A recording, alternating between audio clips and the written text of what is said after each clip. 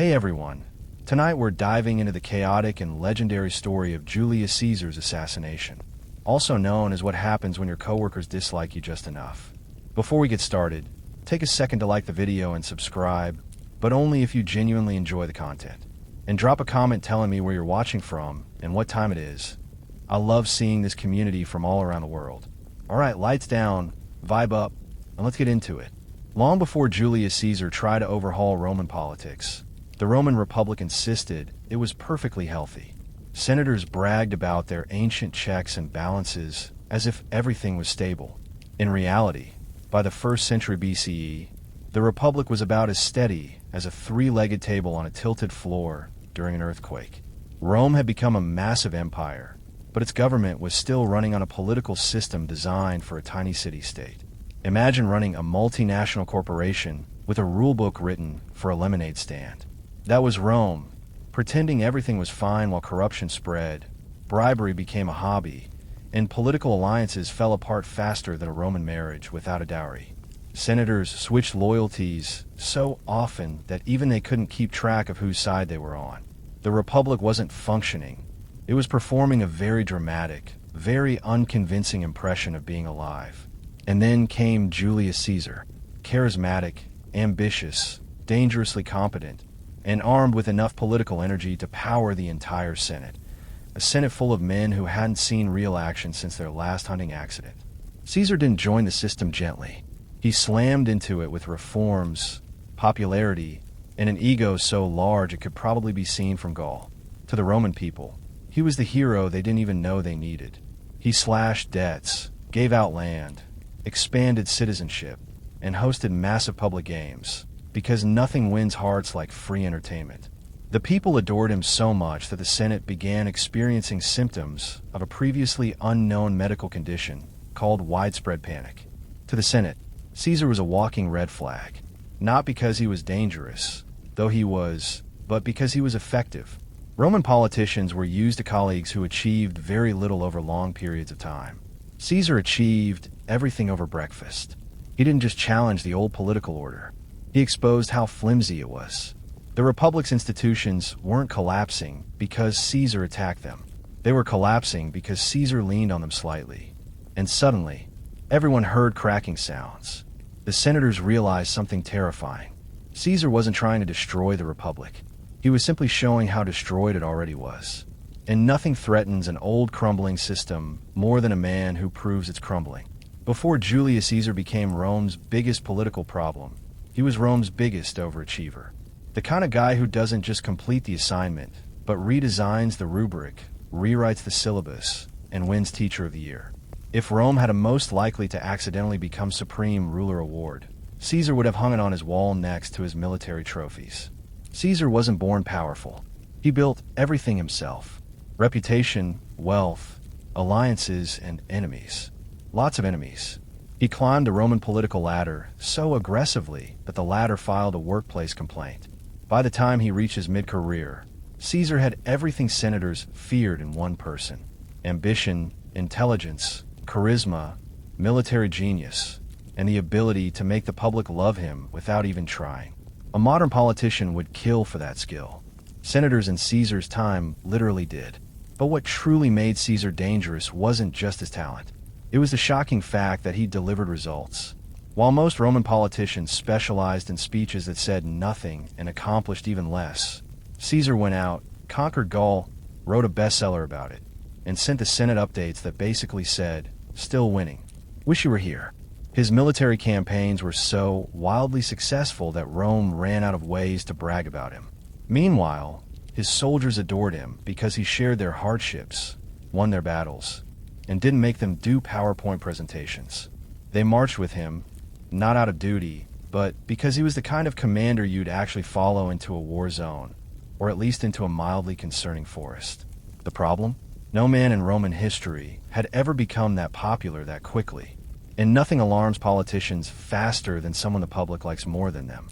Caesar's victories gave him massive wealth, unmatched influence, and legions of loyal soldiers, which from a Senate's perspective was basically a checklist for potential future dictator. The Senate wanted generals who remained humble, controllable, and preferably far away. Caesar was none of these things. He was successful, charismatic, and dangerously close to being unstoppable. By the time Caesar finished conquering Gaul, he didn't just return to Rome with treasure and glory. He returned with momentum. Dangerous momentum. The kind of momentum that made senators wake up at night in cold sweats, whispering, "Please, Jupiter, let him retire quietly, or at least move to Spain." But Caesar wasn't retiring. He wasn't slowing down. He was only getting started, and Rome was not ready. By 50 BCE, Julius Caesar had achieved something truly dangerous in Roman politics. He became too successful to ignore and too powerful to control. The Senate tried to contain him the way you might try to contain a tornado with a bedsheet. Caesar had armies, victories, popularity, and ambition, which in Roman political terms is the same as writing, "Please exile or assassinate me" on your forehead. The Senate solution was simple. Order Caesar to disband his army and return to Rome alone without the legions that adored him. They essentially said, "Come back unarmed. We promise we won't hurt you." Caesar, being smart, recognized this as the political equivalent of, "Come into the alley. We just want to talk." Meanwhile, Caesar's enemies, Pompey and the Optimates, gathered in Rome, sharpening their legal daggers, salivating at the prospect of prosecuting him the moment he stepped foot in the city. Not because he was guilty of anything. Well, he was, but so was every senator, but because eliminating Caesar would restore their power. They feared him not for his crimes, but because no one looked good standing next to Caesar. So Caesar stood at the edge of the Rubicon River in 49 BC, staring across the water like a man contemplating whether to press send on a dangerously honest text message. Roman law was clear. A general crossing into Italy with an army was treason, automatic civil war, instant chaos. Zero takes his back seas. Caesar paused, took in the moment, and then crossed anyway. Legend says he uttered a yaka, est. The die is cast. A more accurate translation might be, "Well, here we go." With that single step, Caesar declared open defiance. The Senate panicked. Pompey panicked. Basically, everyone except Caesar panicked. And Caesar didn't panic because he had something Rome feared most: confidence backed by competence. As he marched south, cities surrendered instantly. Many welcomed him. Others hid behind curtains, pretending not to be home. Caesar wasn't just crossing a river. He was crossing into political immortality. This moment shattered the illusion that the Republic was in control. Caesar made it clear if the Senate wanted to fight, he'd give them one, and he would win. The Rubicon wasn't just a river. It was Rome's last warning, and Caesar stepped over it like a man late for his destiny. Once Julius Caesar crossed the Rubicon, the Roman political class collectively entered what historians call severe meltdown mode. Their plan to intimidate Caesar into surrendering failed instantly, mostly because Caesar refused to act like a man who knew he was supposed to lose. Meanwhile, Pompeius Magnus, Pompey the Great, stepped forward as Rome's designated hero, which sounded impressive, except Pompey was no longer the unstoppable general he once was. By this point, Pompey was Rome's version of a retired celebrity trying to make a comeback tour. Pompey had seniority, prestige, and a resume full of conquered continents. But he lacked one crucial thing: momentum. Caesar had just spent 10 years winning battles in Gaul. Pompey had spent the same 10 years winning Senate arguments and avoiding paperwork. These were not equally transferable skills. Still, the Senate placed all its hopes on him. They handed Pompey command of Rome's armies and said, "Fix this." Pompey, realizing he was not emotionally prepared to fight Caesar on short notice, did what any self-respecting military leader would do. He evacuated Rome immediately and told everyone it was part of the strategy. His grand plan: retreat to Greece, gather reinforcements, and fight Caesar from a safe distance. Ideally, a very safe distance. Caesar didn't need to gather reinforcements. His soldiers were already with him, ready to win wars before breakfast. So he marched across Italy like he was strolling through his own backyard, collecting supporters as easily as a medieval influencer. The showdown came at the Battle of Pharsalus in 48 BCE. Pompey had the numbers, the Senate's backing, and theoretically a better position. Caesar had experience, adaptability, and an army that had been winning so consistently they probably forgot how to lose. It wasn't a battle. It was a live demonstration of what happens when discipline fights indecision. Pompey's forces collapsed. Caesar won decisively. Pompey fled to Egypt, hoping for safety, only to be greeted by a reception committee that interpreted diplomacy as unrequested assassination. The Egyptians killed him, presented his head to Caesar, and expected applause. Caesar did not clap. Pompey's death wasn't a victory. It was the end of an era. The Senate's old guard lost their champion, their stability, and their last illusion of control. With Pompey gone, Caesar stood alone at the top.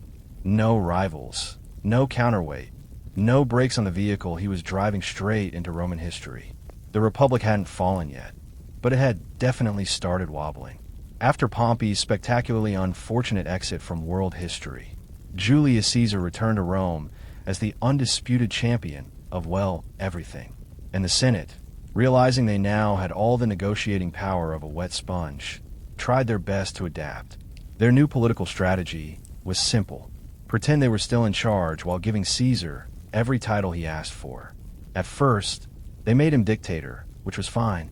Rome allowed temporary dictators during emergencies, but the emergencies kept mysteriously continuing, mostly because Caesar kept winning wars, fixing problems, and reorganizing the state in ways that made the Senate feel useless. So they made him dictator again and again. It became a running joke. Oh, another crisis. Better give Caesar absolute power until it's sorted. The Senate was basically auto-renewing his subscription. Then came the final promotion: dictator perpetual, dictator for life. This was the political equivalent of slapping a yes. I am basically king sticker on Caesar's forehead and telling the Senate to be cool about it. To Caesar, this new title made perfect sense. He needed uninterrupted authority to rebuild a republic that was collapsing faster than a badly constructed Roman roof. He wanted stability, efficiency, and the ability to make decisions without asking permission from 50 men who couldn't agree on lunch. To everyone else, this title was a flashing neon sign reading, Monarchy, incoming. Romans hated kings with a passion normally reserved for tax collectors and people who cut in line. Their entire national identity was built on not having a king. You could threaten Romans with famine, war, or plague, and they'd hold steady, whisper, Rex, king, and they'd sprint into the streets, screaming. So when Caesar sat on a golden chair, wore special robes, got his own month in the calendar, and had statues of himself placed next to the gods, let's just say perceptions were not great. Some senators saw ambition turning into dominance. Others saw dominance turning into tyranny. All of them saw their personal influence evaporating like cheap wine in the summer. The Senate began imagining a future where Caesar ruled indefinitely. Their power shrank to decorative, and the Republic became a museum exhibit labeled, "Look what we used to have." The idea of Caesar as dictator for life didn't just frighten them. It convinced them that if they didn't act soon, they would become irrelevant relics of a political system Caesar was already reinventing. And nothing terrifies a politician more than irrelevance. If there was one word that could send Romans into a full psychological meltdown, it was king. Romans feared kings the way modern people fear unexpected phone calls with immediate suspicion and the urge to flee. The entire Roman Republic was built on the proud memory of kicking out their last king centuries earlier. They didn't just dislike monarchy, they treated it like a hereditary curse. So when Julius Caesar began acting a little too regal, senators started sweating through their toggers like they were trapped in a sauna staffed by their political enemies. To be fair, Caesar didn't wake up one morning and declare, "I am your king now. Deal with it." He wasn't an idiot, but he did accumulate honors with such enthusiasm that Rome began to look less like a republic and more like a soft-launch monarchy. It began subtly. A special chair here, a fancy robe there, a statue placed among the gods, a month named after him. Classic humble behavior. The Senate kept handing him honors because telling Caesar no was increasingly hazardous to one's career longevity. And Caesar being Caesar accepted everything. Why not? If people want to hand you symbols of divine authority, declining them feels almost rude. But to everyday Romans, these honors were raising red flags the size of naval sails. Then came the infamous Lupercalia incident. During a lively public festival full of running, shouting, and ritual weirdness. Mark Antony dramatically tried to place a royal crown on Caesar's head.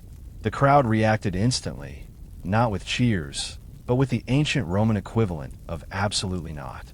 Caesar theatrically refused the crown twice, as if auditioning for the role of reluctant monarch who totally isn't enjoying the suspense. But the damage was done. The people didn't trust Antony's performance, and the Senate didn't trust Caesar's refusal. Everyone saw it for what it was, a test balloon to see how Rome felt about crowns. Spoiler: Rome hated crowns. Rumors exploded across the city. Caesar wanted to be king. Caesar planned to make Rome a monarchy. Caesar would soon rule like the old tyrants. It didn't matter whether the rumors were true. Political fear works faster than political truth. Senators already worried about Caesar's growing power now saw him as a man drifting dangerously close to the one taboo Rome could not tolerate. The Republic survived corruption, civil wars, riots, and endless incompetence. But a king, that was the final straw. To them, Caesar wasn't just becoming powerful. He was becoming un-Roman, and that in their minds was a crime worthy of steel.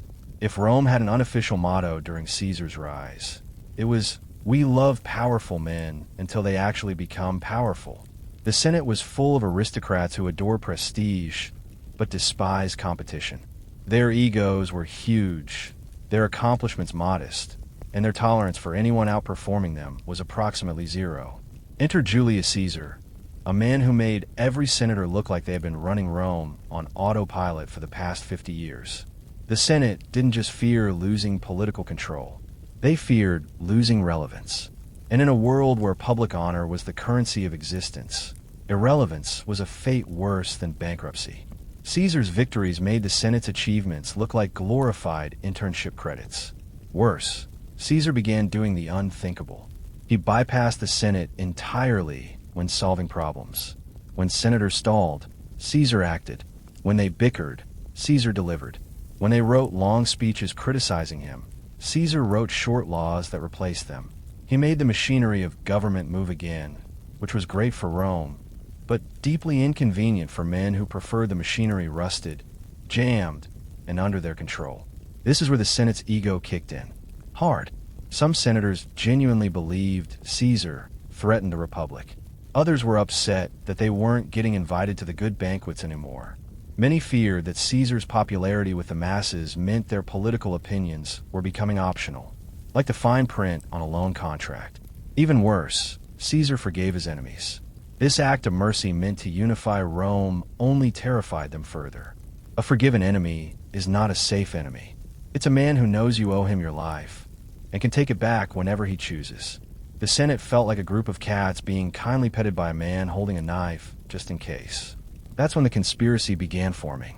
A loose alliance of senators with three common traits: bruised egos, declining influence, and a strong belief that everything would be fine if they simply removed Caesar from the equation. This belief required optimism, so powerful it deserved its own shrine. They convinced themselves they were heroes, liberators, guardians of the Republic. In reality, they were overconfident aristocrats, terrified of the fact that Rome's most capable leader wasn't them. The Senate told themselves they were saving Rome from tyranny. But deep down, many were saving Rome from something far scarier to their pride. A future in which Caesar succeeded without them. Every great political disaster needs a project manager. And for Caesar's assassination, that role fell to Gaius Cassius Longinus, a man fueled by principle, ambition, and an impressive amount of personal resentment. If Caesar was the sun, Cassius was the guy standing in the shade, muttering, "It's too bright and I hate it." Cassius was not a fan of Caesar, not a casual critic, not a passive-aggressive colleague. He detested Caesar with the intensity of a man who had been outshone one too many times at staff meetings. Some of this hatred came from ideology. Cassius claimed he was defending the Republic. Some came from pride. Caesar's rise made Cassius look like a supporting character, but a surprising amount came from jealousy. Cassius genuinely believed he was the better general, the better politician, and probably the better dinner guest. Unfortunately for him, history disagreed loudly. Still, Cassius possessed something dangerous: intelligence. He wasn't the strongest senator, nor the most popular, But he had the one talent every conspiracy needs, the ability to recruit people who will actually do the dangerous parts. Cassius could walk into a room of anxious nobles and walk out with 3 new volunteers and a rough timeline for regime change. He began quietly assembling a coalition of senators who shared 2 things: fear of Caesar and high self-esteem. This was easier than you'd think. Caesar's popularity had created a long list of men who felt overshadowed. Cassius tapped into that insecurity like a professional motivational speaker, except instead of inspiring them to follow their dreams, he inspired them to participate in politically motivated homicide. But Cassius knew something crucial. The conspiracy needed legitimacy. It needed a face the public respected. It needed Brutus. Marcus Junius Brutus was descended from the man who overthrew Rome's last king. His family name screamed protector of the Republic, the way modern brand names scream influencer sponsorship. If Brutus joined the cause, the conspiracy would transform from a grumpy aristocrat stabbing club into a noble crusade. So Cassius courted Brutus relentlessly, complimenting his virtue, praising his wisdom, and subtly suggesting that Caesar might be a little too kingly for comfort. Cassius was basically the world's first political influencer, sliding into Brutus' DMs with messages like, "Hey, want to help save Rome?" Cassius didn't invent the conspiracy. He organized it. He branded it. He gave a purpose. Without Cass, Caesar might have lived longer. With Cassius, the Senate had a plan. Reckless, dramatic, and doomed in the long run, but a plan nonetheless. If Cassius was the brain of the conspiracy, then Marcus Junius Brutus was the moral window dressing, the decorative fig leaf meant to hide the fact that the assassination was mostly driven by ego, fear, and severe professional jealousy. Brutus didn't join the plot because he was ruthless. He joined because everyone kept telling him he should. Brutus was intelligent, philosophical, and idealistic. A man who quoted Plato while other senators were still arguing about seating arrangements. His reputation for virtue was so strong that people assumed he woke up each morning glowing faintly with civic righteousness. If Rome held a poll for most likely to die for the Republic, Brutus would have won in a landslide. Cassius knew all this and exploited it like a marketing executive. He needed Brutus, not because Brutus was a brilliant strategist. He wasn't, but because Brutus's presence made everything look respectable. If Brutus said, "Yes, let's stab the dictator," then surely it must be the noble thing to do. And poor Brutus, he actually believed that. He wrestled with the decision endlessly. On one hand, Caesar had shown him affection, friendship, and political support. On the other, Brutus was descended from Lucius Junius Brutus, the man who helped expel Rome's last king. In Roman politics, family legacy was practically a second spine, and Brutus carried it like a burden. Everywhere he went, people whispered, "Your ancestor saved the Republic." So, what are you doing? Cassius leaned into this pressure with the subtlety of a battering ram. He told Brutus Rome was on the edge of monarchy. He hinted that Caesar viewed him as a son. And then he posed the most dangerous rhetorical question in history. What would your ancestor think of your silence? That did it. Brutus convinced himself that killing Caesar wasn't personal. It was patriotic. He framed it as a philosophical duty, a moral obligation, a civic sacrifice. It sounded noble until you remembered that Caesar trusted him, loved him, and never saw the betrayal coming. Nobility is a messy business. When Brutus finally joined, the conspiracy transformed overnight.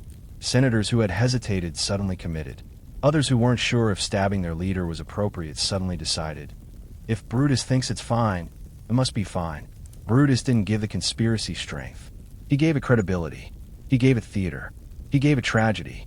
And in doing so, he guaranteed that Caesar's death would echo through history, not as a political assassination, but as the ultimate betrayal.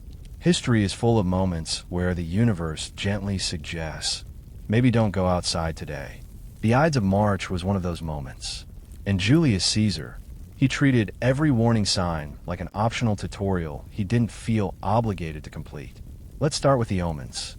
And there were many strange storms, unnatural animal behavior, mysterious visions, and prophets muttering ominous lines like, "Beware the Ides of March." When someone hires a professional soothsayer, and the soothsayer literally warns them about a specific date. The reasonable response is to stay home, order takeout, and avoid Senate meetings entirely. But Caesar was not a reasonable man.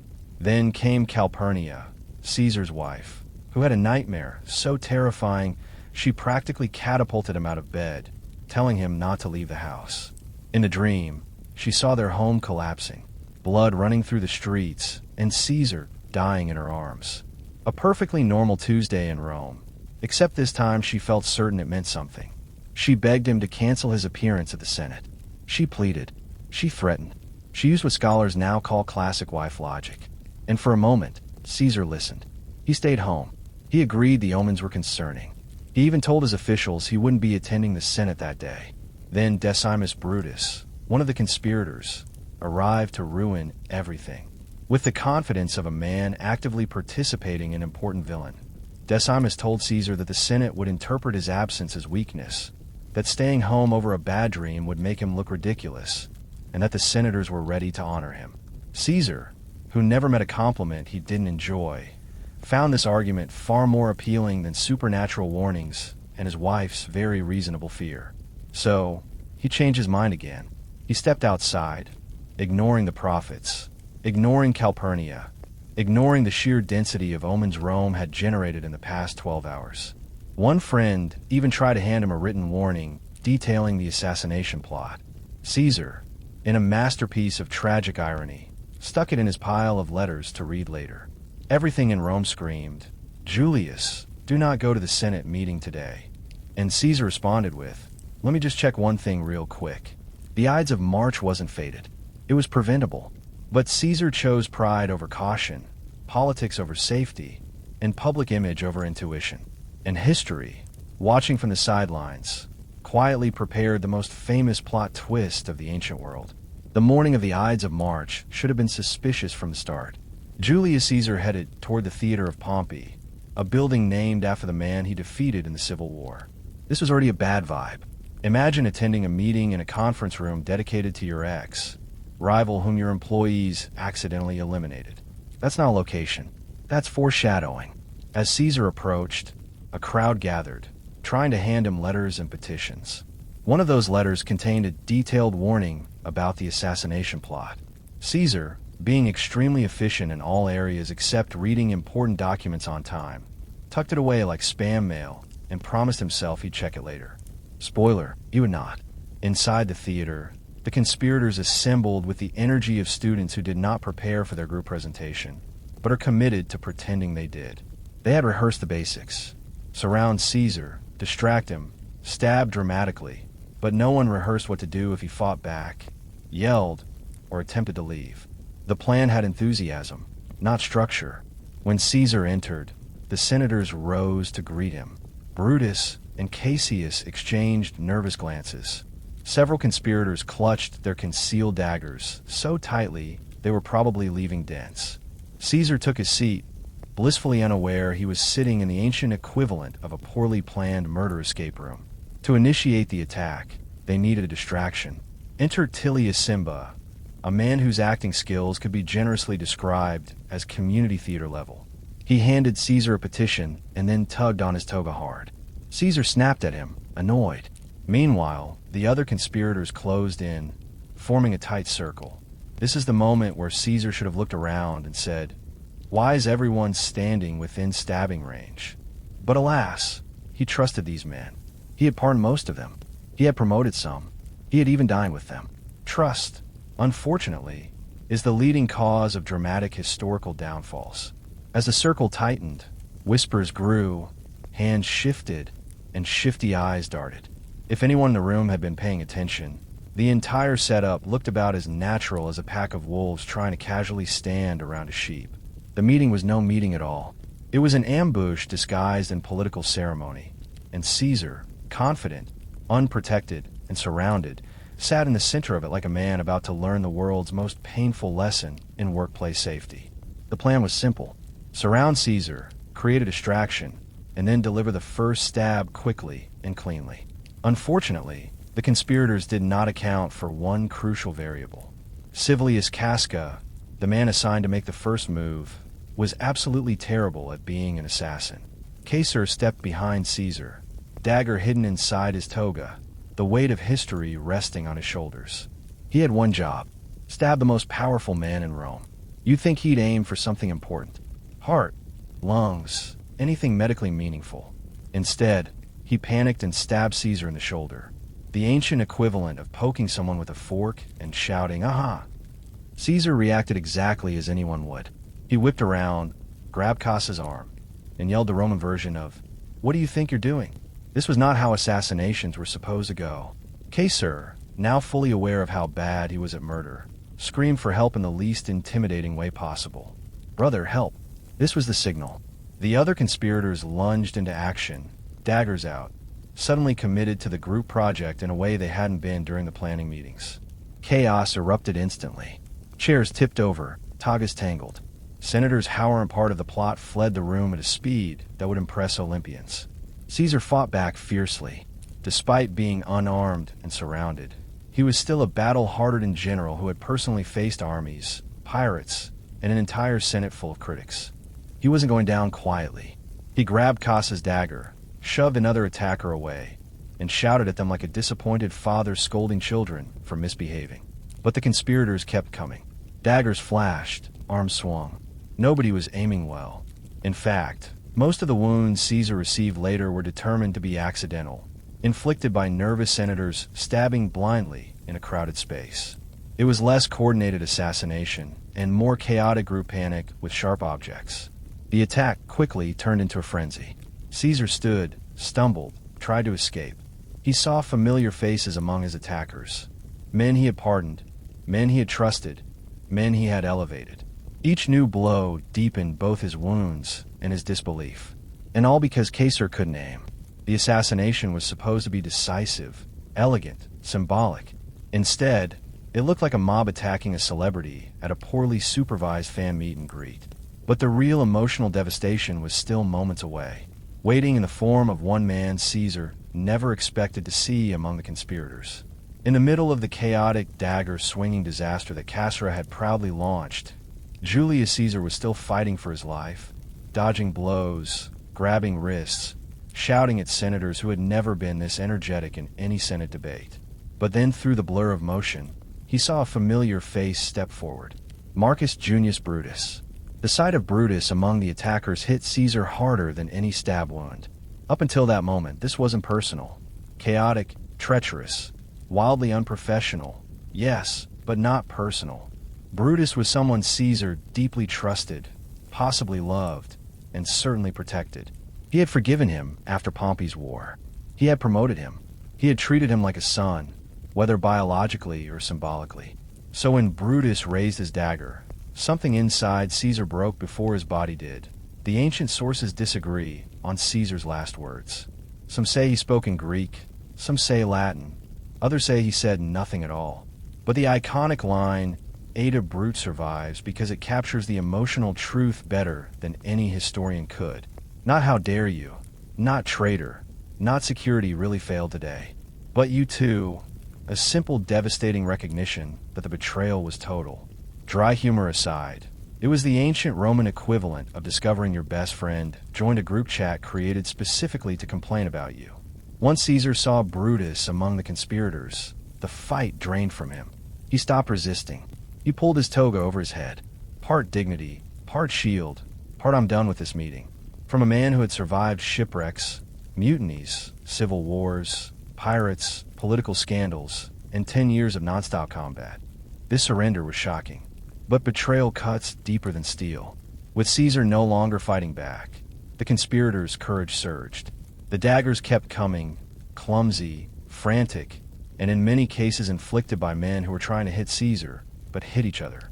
When it was over, Caesar had 23 wounds, and according to the autopsy, only one was actually fatal. The others were, historically speaking, enthusiastic participation points.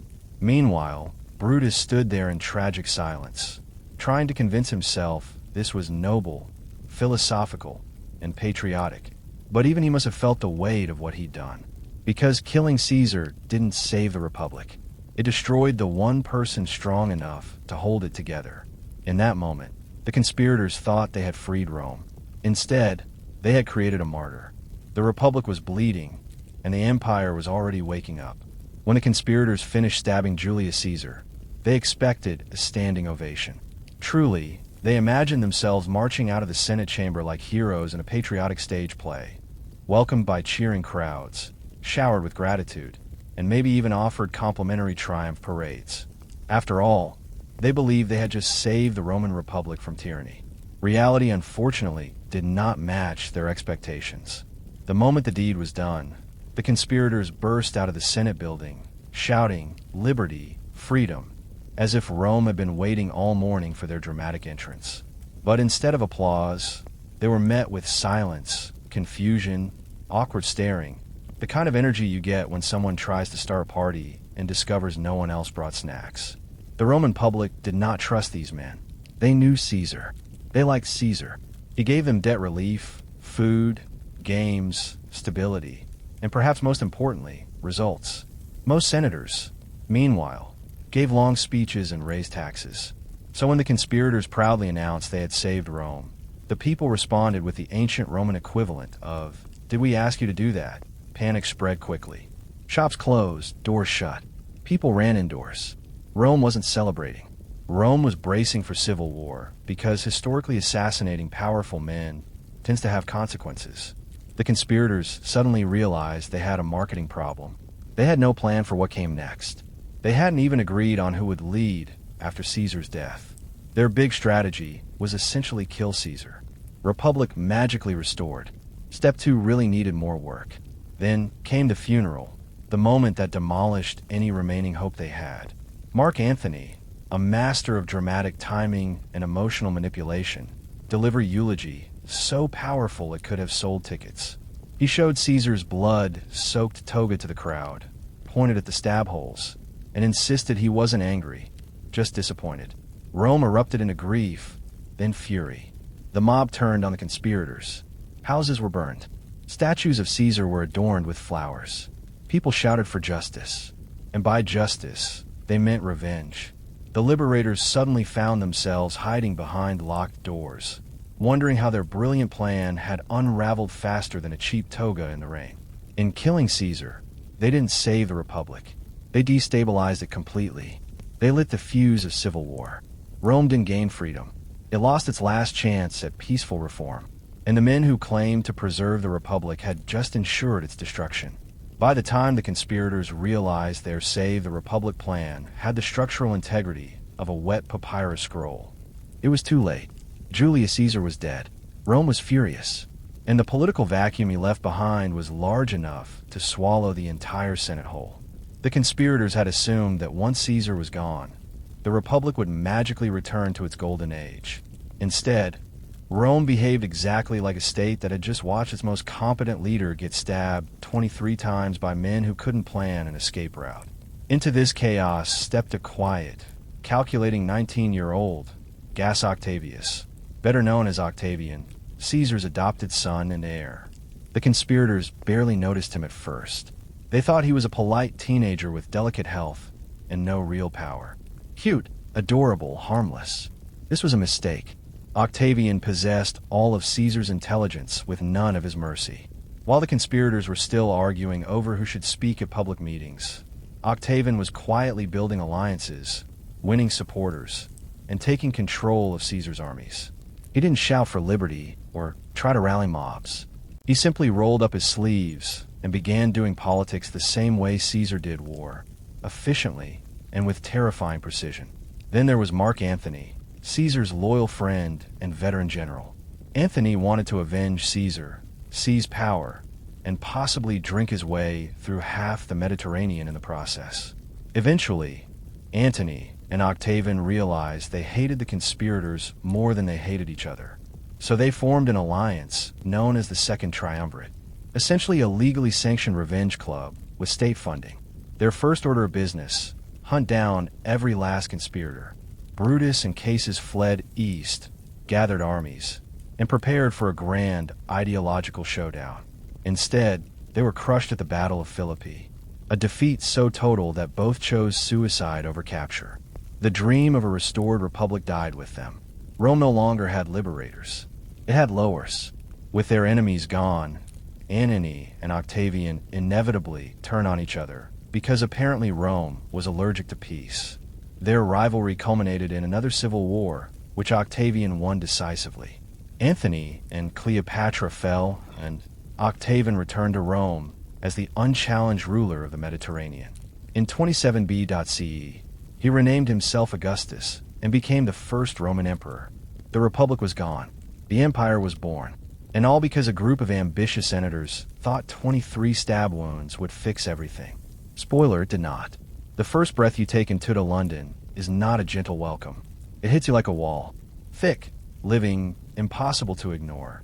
The air is a stew of brewing beer, tallow smoke, horse manure, frying eels, human sweat, rotting river mud, and whatever leaked from chamber pots the night before. People who grew up here hardly noticed it. Outsiders gagged, crossed themselves, or blamed the devil. But this was London's signature scent, the price of being the busiest, loudest, fastest growing city in the kingdom. The sun rises slowly over the crooked timber houses, their upper floors leaning inward like gossiping old women. A milkmaid treads carefully around puddles of who knows what. A baker, already sweating, pulls open his shutters while yelling at a boy chasing a chicken down the lane. Across the street, a woman empties her night bucket straight into the gutter with the usual warning cry. Though she barely bothers to shout it, everyone already knows to keep their heads down. And yet, despite the filth, the city pulses with life. Street hawkers are among the first to wake. They call out their wares with practiced rhythm. Hot pies, fresh pies, oysters, 6 for a penny, old clothes, bring out your old rags. Their voices overlap, creating a kind of chaotic music that defines London mornings. Carts rumble across cobblestones, hauled by horses that look as tired as their owners.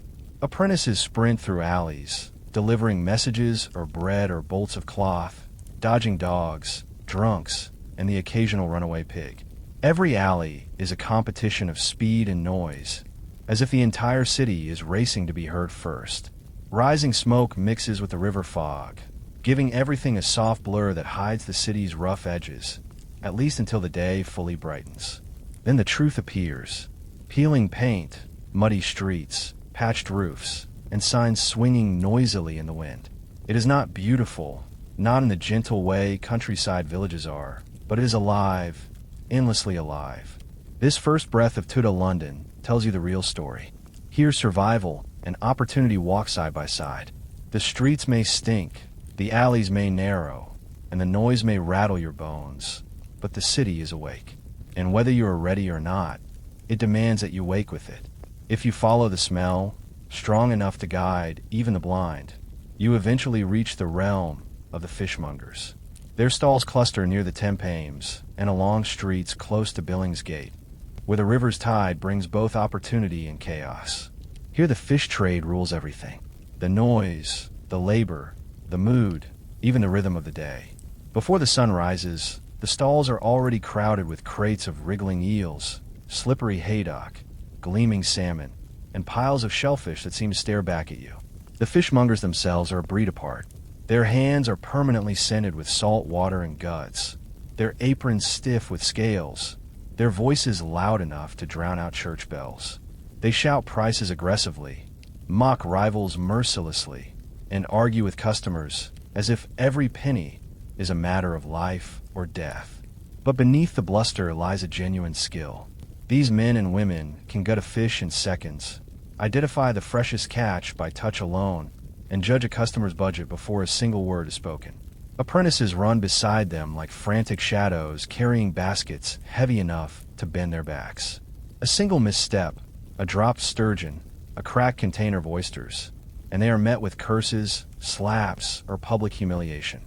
Yet many rise through the ranks because fish is one of the city's strongest currencies. Taverns rely on it. Inns depend on it. Even poor households stretch a few pennies to buy salted herring, the unofficial food of the working class. Around the stalls, the ground is forever wet. Scales cling to shoes. Guts flow into trenches. Gulls swarm overhead like opportunistic thieves, ready to dive at the first unattended scrap. Cats dart between barrels, their patience rewarded by careless children or exhausted workers. The noise is relentless. Sloshing water, blades clinking, traders arguing, buyers haggling. But it is not merely commerce. It is spectacle. People drift here just to watch the chaos. Housewives seeking gossip linger longer than necessary. Travelers study the stalls, as if observing a strange ritual. Even nobles disguised beneath plain cloaks occasionally come to witness the wild theater of London's fish trade. By mid-morning, the last of the fresh catch is sold, the remainder salted or smoked for tomorrow. The fishmongers rest their voices, apprentices scrub the stones, and the river breeze returns, carrying with it the scent of the next tide and the promise that tomorrow's battle will begin before dawn once again. Even on days when the sun shines warmly over London, there is always a shadow that lingers in the narrow lanes. The memory and constant threat of plague. It never truly disappears. Sometimes it sleeps. Other times it wakes with a fury. And when rumors begin to spread, when a neighbor coughs strangely, when a child collapses suddenly, people start watching the streets for a figure they dread more than thieves or tax collectors. The plague doctor. He appears like a grim omen wrapped in waxed leather, face hidden behind a beaked mask stuffed with herbs, vinegar-soaked sponges, and superstition. The mask's long snout makes him look like a creature from a nightmare. Yet in Tudor London, he is both feared and necessary. Children hide behind doorways. Housewives cross themselves. Shopkeepers slam shutters closed to keep death outside. The plague doctor moves slowly, deliberately, navigating alleys barely wide enough for him to pass. His wooden cane taps the stones, not just to steady him, but to poke the sick from a distance. Every sound he makes, footsteps, cane taps, rustling robes, carries a warning. Death is near. Behind him might follow watchmen tasked with marking infected houses, hammering up boards to trap families inside until the disease decides their fate. Inside those houses, conditions are grim. Straw bedding reeks of sweat and fear. The air is heavy, stale, unmoving. Windows are small, rarely opened. Rats scurry beneath floorboards and through pantries, spreading fleas that carry the invisible enemy. Even healthy families dread the doctor's arrival. An accusation of illness could mean imprisonment in one's own home. And once the boards go up, neighbors avoid the street entirely, as if the alley itself has become cursed. Yet for all the dread they inspire, plague doctors are not magicians. Their tools, leeches, pusses, herbal mixtures, are little more than hopeful guesses. Some carry pomanders filled with rosemary and lavender, believing sweet scents repel disease. Others burn pitch or sulfur, hoping smoke will cleanse the air. Their knowledge is limited, but their courage is undeniable. They walk into danger willingly, long before others dare. When the doctor leaves a house, the silence that follows is heavy. Sometimes he leaves hope. Other times he leaves grief. And the residents of Tudor London, hardened though they are, whisper prayers each time he turns the corner, hoping his next visit is not to their own door. If the fishmongers provide London's smell, and the plague doctors provide its fear, then the street hawkers provide its heartbeat. From sunrise until the last glimmer of daylight fades, they fill the streets with a constant, unrelenting chorus. These sellers are the city's messengers, entertainers, marketers, and irritants all at once. They sell everything imaginable: food, trinkets, remedies, services, gossip, and they sell it loudly. Every hawker has a signature cry. A pie seller belts out hot pies, hot beef pies, until his voice cracks. A seller of pins and needles chants in a half-assed singing rhythm. A woman selling lavender sprigs walks slowly, offering a moment of peace to anyone overwhelmed by the city's stench. Children selling matches or apples shout over one another, as if volume alone might conjure coins from passing pockets. The effect is a non-stop soundscape, equal parts commerce and chaos. These hawkers move like fish through London's crowded alleys. They must. Street space is a battlefield. Carriages rattle by without slowing. Butchers dump bloodied water into the gutter. Housewives jostle for room. Apprentices sprint past carrying deliveries. A street hawker learns early that hesitation means losing both space and sales. Swift feet and loud lungs are essential survival tools. Many hawkers are women, widows, single mothers, or wives, supplementing their household income. They know which customers are soft-hearted, which are stingy, and which will bargain until the heavens collapse. Others are children, too young for apprenticeships, yet old enough to contribute to family survival. Some are orphans who rely entirely on luck and persistence. In a city with no safety net, selling a basket of goods can mean the difference between eating dinner and going to sleep hungry. But hawkers offer more than products. They offer news. Gossip spreads through their ranks faster than plague through a rat nest. They know which noble lost money gambling, which merchant is about to wed, which tavern watered its ale, and which neighbor's daughter is secretly meeting a tour's assistant behind the stables. If London has a secret, a hawker heard it first and shouted it second. Crowded markets like Cheapside and Smithfield become theaters where hawkers battle for attention. A skilled seller can make a crowd laugh, cheer, or gasp. A clumsy one is ignored instantly, swallowed by the city's noise. Through them, London breathes. Through them, London talks. And in their cries, shrill, stubborn, and alive, you hear the true pulse of Tudor daily life. If the streets were loud, the taverns were louder. They were the beating social centers of Tudor London, where every class, except the nobility, who pretended not to, eventually found its way. Step inside one of these smoky, crooked-beamed ale-houses, and you'd immediately understand why the city could never be accused of being dull. The air was thick with the smell of roasted meat, spilled beer, burning tallow, and too many bodies packed into too little space. Ale was the lifeblood of the city. Water was unreliable, often contaminated by sewage or industrial waste. So even children drank weak ale as casually as modern people drink water. Taverns brewed their own, each with a unique flavor, ranging from pleasantly earthy to nearly undrinkable. Patrons argued passionately about which establishment served the cleanest ale, though the bar for cleanliness was laughably low. Inside, conversations overlapped like waves. Carters grumbled about taxes. Sailors bragged about storms survived. Housewives compared prices of fish and wool. Actors from the playhouses recited lines loudly in hopes of earning free drinks. Apprentices forbidden by guild masters to spend their wages on idleness snuck in anyway, hoping not to be recognized. And in the darkest corners, deals were struck, some honest, some criminal, some merely questionable. Gambling was everywhere. Dice clattered against wooden tables. Cards slapped down with exaggerated confidence. Men lost weeks' wages in minutes, won them back in hours, and lost them again before dawn. Arguments could turn violent quickly. A thrown tankard or a drawn dagger was not uncommon. Tavern keepers kept thick staffs behind the bar, not just for show, but out of daily necessity. Music was another constant. A wandering lute player might trade a ballad for supper. Groups of drunk patrons sang traditional songs so loudly the windows shivered. Even more refined establishments near the Strand employed musicians who tried, usually in vain, to be heard above the rabble. But alehouses were more than entertainment. They were job exchanges, courtrooms without law, rumor mills, marriage markets, political forums, and emotional refugees. A man could mourn, celebrate, rage, confess, or forget, all within the same evening. Women, too, participated more than records admit. Widows owned many taverns, and female brewers were among the most respected tradespeople in London. In these rooms, London revealed itself honestly, noisy, unfiltered, ambitious, and endlessly thirsty. While hawkers filled the streets with noise and taverns filled them with stories, the craftsmen of Tudor London filled them with purpose.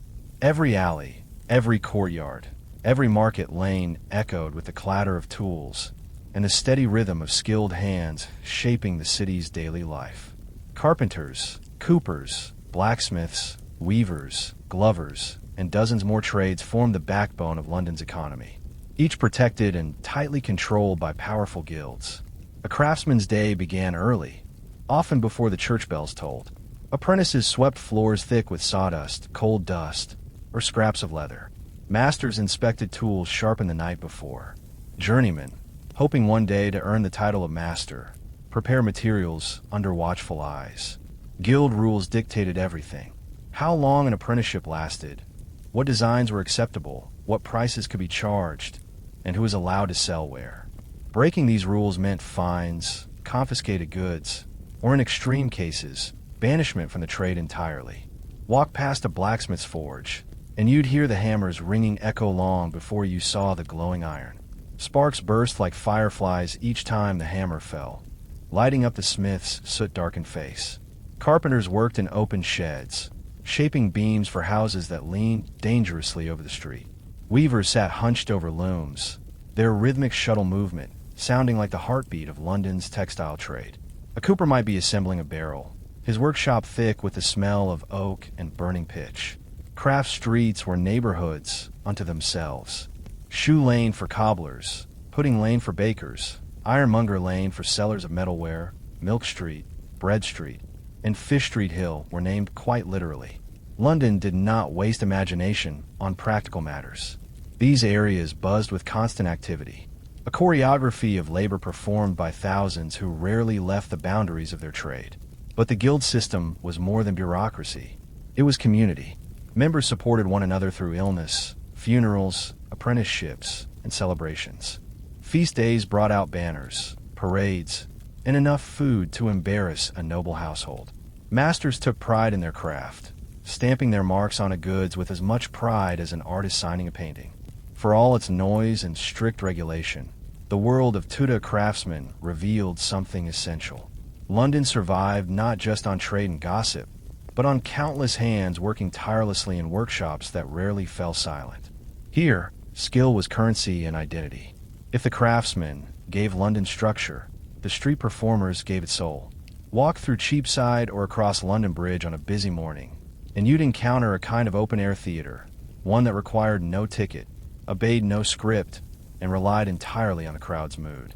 Jugglers, minstrels, acrobats, ballad singers, fortune-tellers, and fire-eaters transformed ordinary lanes into stages that lived and died by applause.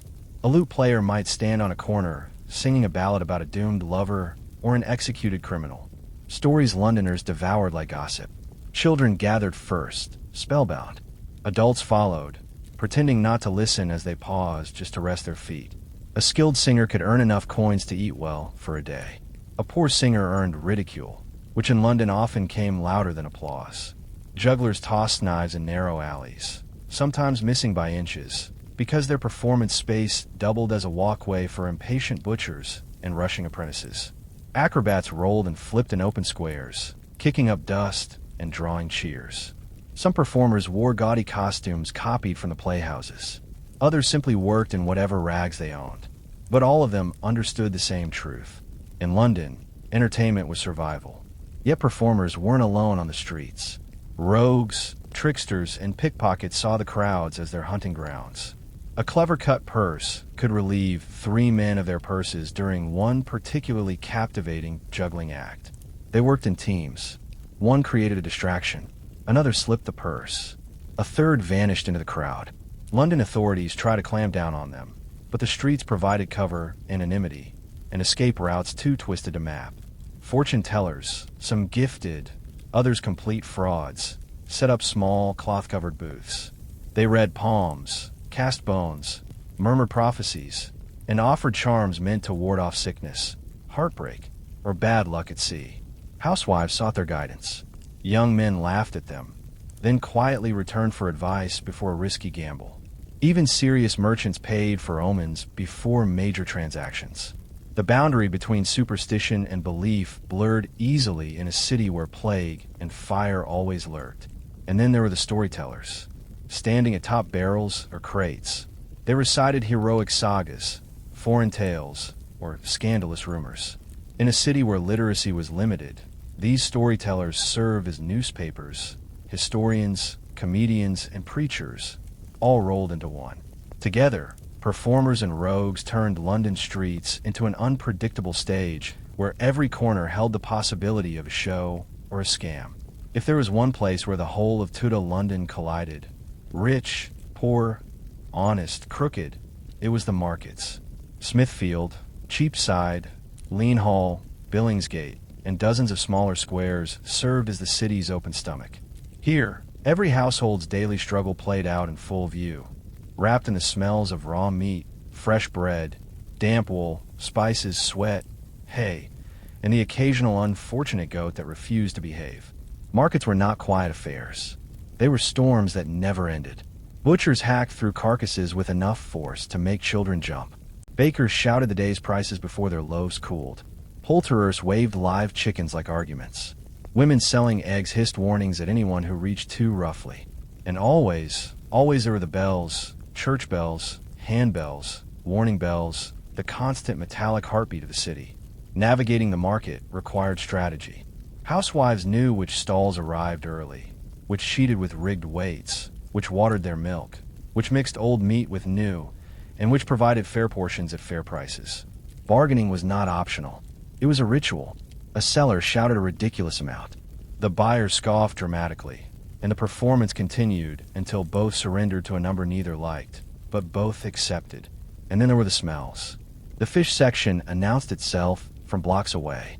The butcher stalls smelled of warm blood and sawdust. The cheese sellers offered both heavenly aromas and unspeakable ones. Spice merchants, by contrast, created pockets of paradise. Cinnamon, pepper, nutmeg, saffron, and cloves that cost more than some people earned in a week. Shoppers lingered here, simply to breathe something pleasant for once. Animals wandered freely, adding to the chaos. Dogs begged for scraps. Pigs escaped with alarming frequency, squealing triumphantly as boys chased after them. Horses trampled puddles that soaked nearby skirts.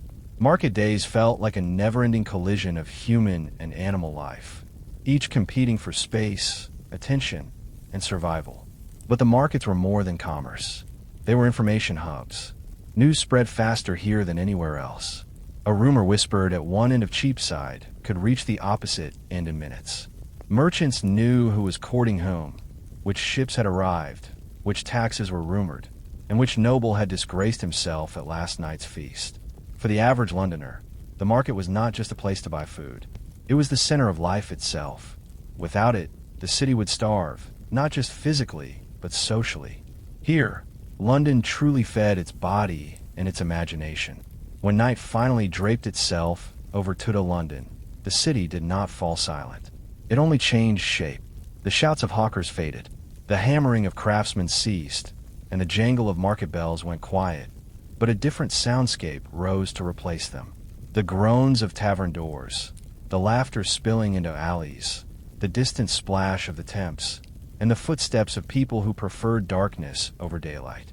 London after sunset was a world with its own rules, its own rhythms, and its own dangers. With daylight gone, so too went the illusion of safety. The narrow streets, crooked, uneven, poorly lit by smoky lanterns, became hunting grounds for thieves, drunkards, cut purses, night watchmen, and people who did not want their names known. Apprentices stumbled home from taverns, singing loudly until their courage evaporated in a dark alley. Women returning from late washing or water fetching clutched their baskets tightly. Even seasoned merchants quickened their steps, knowing no amount of wealth could protect them from a well-hidden footpad. The night watch patrolled in pairs, carrying lanterns and long staffs, shouting warnings as they passed. Keep your fires low, no wandering, no fighting. Their authority was uneven at best. Some watchmen were brave, others lazy, and a few more likely to steal than to protect. But anyone wandering after curfew risked being hauled to the cages or fined for disorderly conduct. Taverns glowed warmly amid the darkness, spilling golden light and drunken bodies into the street. Inside, arguments intensified as ale loosened tongues. Dice clattered. Songs rose. Fights erupted. Tavern keepers used to the chaos dealt with troublemakers by dragging them outside and dumping them onto the cobblestones. Some men slept where they fell, snoring through the cold night air. Meanwhile, London's poorest settled in doorways, under stairs, or against church walls. Fires were forbidden after a certain hour, so warmth came from huddling together or from sheer endurance. Rats skewered freely, bold in the absence of daytime crowds. Cats prowled, doing their part for the city, whether thanked or not. And yet, for all the fear, there was beauty. The moon glimmered off the Thames. Candles flickered in upper windows. Laughter drifted across rooftops. Lovers whispered under archways. The city breathed differently, slower, but never asleep. Because Tudor London in all its filth, danger, opportunity, and energy, lived around the clock, and its streets, no matter the hour, always had a story to tell. A Spartan girl entered the world with no softness, waiting to receive her. In most of Greece, newborn daughters were swaddled, sheltered, and taught early that their place was indoors, unseen and unheard. But in Sparta, the very moment a girl took her first breath, the city claimed her. She belonged not merely to her family, but to the state itself, a living investment in Sparta's future power. Her mother herself, hardened by the same expectations, did not whisper lullabies or promise a gentle childhood. Instead, she accepted a truth that every Spartan woman knew deep in her bones. Only the strong were worthy of surviving here. A daughter had to grow into a mother whose body could withstand childbirth, whose spirit could endure loss, and whose courage could match that of any man who marched to war. Strength was not optional. It was a civic duty from the beginning. Her upbringing reflected this duty. Spartan nurses, famed across Greece for their toughness, shaped infants with a discipline that outsiders considered brutal. Babies were bathed in cold water to harden their bodies. They were given simple foods to train their stomachs for scarcity. They were left to cry, not out of cruelty, but to teach resilience. If a child grew sickly or frail, whispers began, not of pity, but of whether she would ever be of use to Sparta. Unlike Athenian girls, who were confined indoors and taught modesty as early as speech, Spartan daughters were allowed to roam outside, exposed to sun and earth. Their bodies were not hidden behind cloth or walls. They were meant to stretch, climb, and grow sturdy.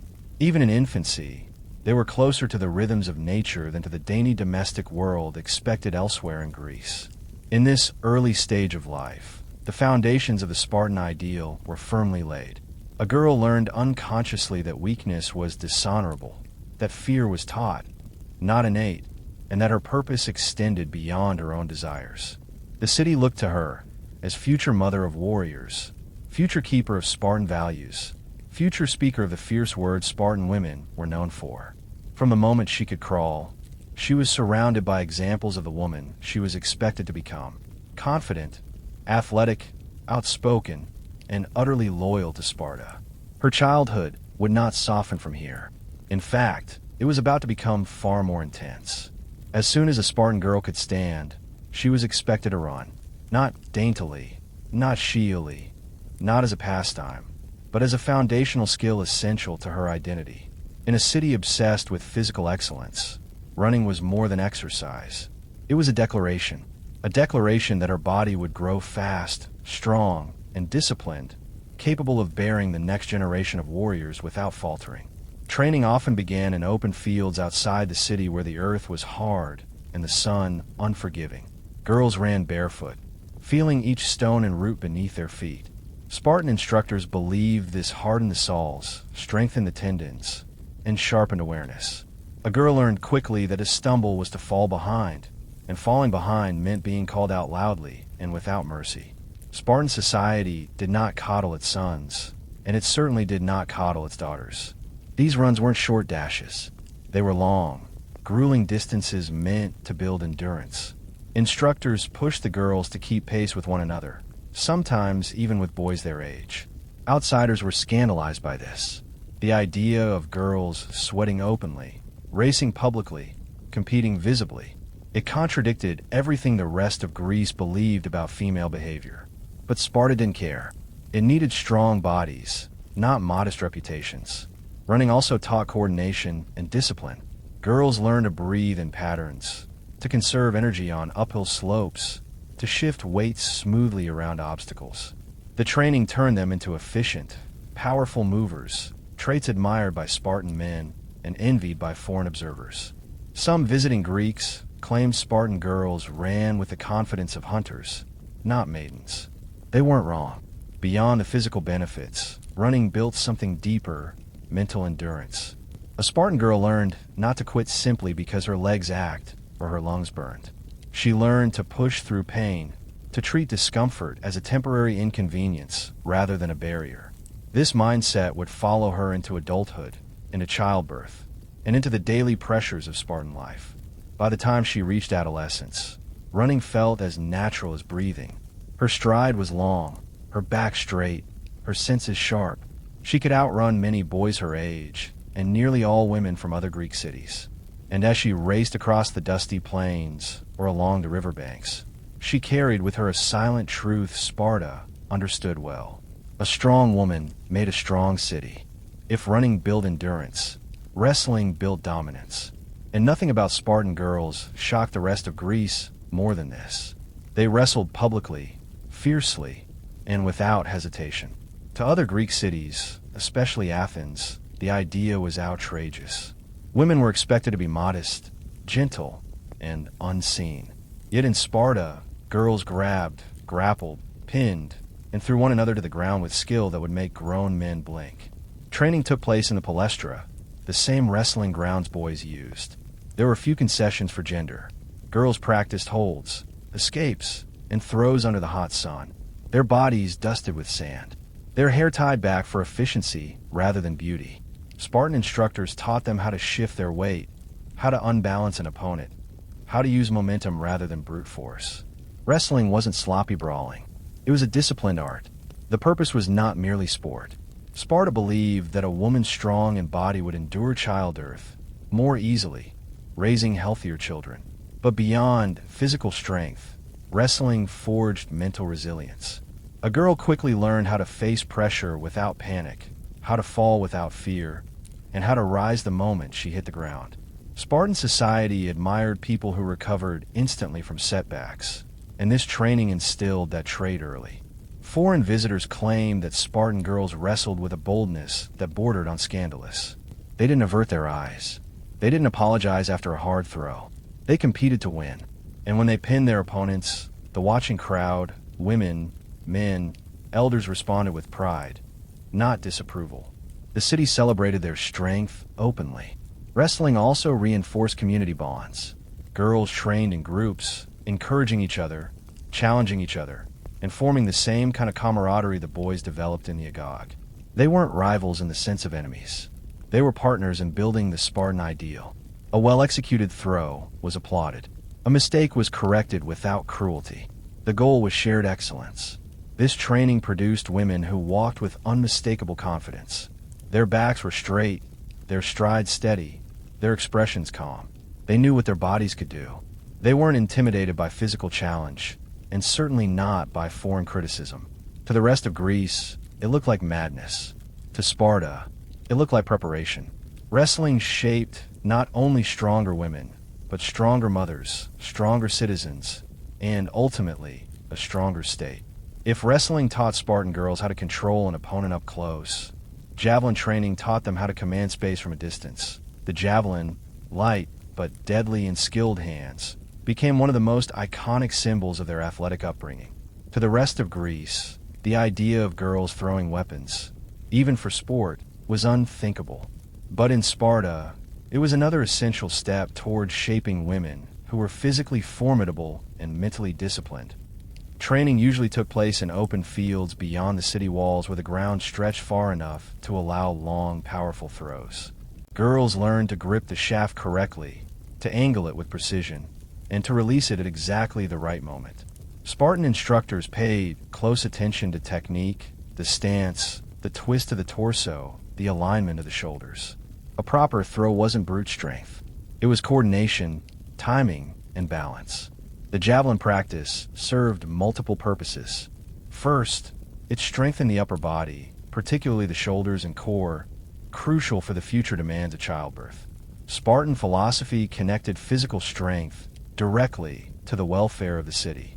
A woman who could hurl a javelin with accuracy, they believed, could better endure labor and raise sturdier children. To them, the connection was obvious. To outsiders, it was another reminder that Sparta lived by rules no one else understood. Second, javelin training fostered focus. A girl had to ignore distractions, narrow her mind to a single target, and commit fully to her movement. In a society that expected its women to speak boldly and act decisively, this kind of mental clarity was invaluable. Spartan women were famous for their sharp tongues and sharper minds, and exercises like javelin throwing cultivated this discipline long before adulthood. Competitions were common and spirited. Girls lined up to test their accuracy and distance, cheering each other on or teasing rivals good-naturedly. Victories were celebrated openly. Losing wasn't shameful, but failing to improve was. Spartan culture valued progress over perfection, resilience over pride. Foreign observers were astonished by the sight. Young women standing in the sunlight, muscles tensed, faces determined, launching javelins farther than some men could manage. To them, it looked like a society turned upside down. To Sparta, it looked exactly as it should. By mastering the javelin, a Spartan girl learned more than a skill. She internalized Sparta's belief that strength, precision, and courage belonged to women just as much as to men. To an outsider, Sparta seemed obsessed only with hardness. Running, wrestling, javelins, endurance. But those who looked closer discovered another layer of a Spartan girl's education. Rhythm, coordination, and controlled movement through dance and music. These were not gentle entertainments or decorative accomplishments. They were tools of discipline, unity, and physical mastery woven deeply into Spartan life. From a young age, girls practiced choruses, large synchronized group dances performed during festivals, religious ceremonies, and competitions. These dances required razor-sharp precision. Movements had to be timed perfectly. Voices had to blend harmoniously. And every participant needed the stamina to perform under the blazing sun in front of the entire city. Spartan dances were athletic, filled with leaps, turns, and powerful gestures that demanded strength rather than fragility. The purpose was twofold. First, the physicality of dance strengthened the legs, core, and posture. A Spartan girl learned to hold herself with a confidence that would terrify an Athenian matron. Grace and strength were not opposites here. They were inseparable. Every kick, every sweep of the arm, every coordinated step carved discipline into muscle and bone. Second, dance fostered unity. Spartan society valued collective excellence over individual ego. In the chorus, no girl could stand out at the expense of the group. Everyone had to listen, adjust, synchronize, and contribute equally. This training prepared them for adult life, where loyalty to the city and coordination within the community mattered more than personal comfort. Music was equally essential. Girls learned to keep rhythm with pipes and lyres, their voices rising together in songs that honored gods, heroes, and Sparta's military legacy. These songs were not soft lullabies. They were powerful, often martial, meant to inspire courage and pride. At public festivals like the Gymnopedia, girls performed before crowds that included elders, warriors, and visiting foreigners. Their voices carried across the gathering, steady and fearless. To other Greeks, the sight was bewildering. Young women singing boldly, dancing energetically, moving with athletic grace. Athenian girls were supposed to be quiet, hidden, modest, but Spartan girls were expected to be visible, living symbols of the city's strength. Through dance and music, they learned control, unity, rhythm, and presence. These performances weren't distractions from training. They were training, refining the poise, stamina, and unshakable confidence that defined a Spartan woman. Physical training shaped a Spartan girl's body, but education sharpened her mind. Unlike the rest of Greece, where girls were rarely taught to read and were encouraged to speak softly, if at all, Sparta expected its daughters to be articulate, intelligent, and bold. A Spartan woman's words were as legendary as her strength, and many men from other cities admitted privately that they feared a Spartan tongue even more than a Spartan spear. Girls were taught reading, writing, poetry, and even elements of philosophy. Their education wasn't ornamental. It was practical. They needed to understand laws, property rights, inheritance, and the responsibilities of managing estates while men were away at war. Athenian women were confined to the home. Spartan women often ran entire households and sometimes entire fortunes. Ignorance was unacceptable. Spartan instructors encouraged open debate. A girl learned to defend her ideas, question assumptions, and speak directly without hesitation. If she mumbled or softened her voice, she was told to repeat herself louder. Confidence wasn't optional. It was trained. Elders believed that a sharp mind produced sharp decisions, which led to better children and a stronger city. This education created a cultural phenomenon, and the rest of Greece found shocking outspoken women. Spartan women were known for their biting wit and fearless comments. When foreign men criticized their lack of modesty, Spartan women replied with lines that still echo in ancient texts. One famously told an Athenian woman bragging about modesty, "We are the only women who give birth to real men." These weren't idle insults. They were expressions of deeply rooted national pride. Storytelling and poetry were also important. Girls memorized heroic tales not as dreamy entertainment, but as moral lessons: courage, loyalty, discipline. These were virtues reinforced in every verse. Songs and recitations taught rhythm, memory, and emotional control, all valuable skills in public gatherings and rituals. Education also prepared girls for leadership roles within their families and communities. Spartan women could inherit property, manage land, and oversee helot labor. Their mental training ensured they were ready for responsibilities that Greek men in other cities would never permit their wives to hold. The result was a generation of women who walked, spoke, and thought with unwavering self-assurance. Outsiders claimed Spartan girls were too bold, too confident, too free. But Sparta believed the opposite. A strong city required strong minds, just as much as strong bodies. If there was any part of Spartan life that truly scandalized the rest of Greece, it was this. Spartan girls didn't train in secret. They competed in public.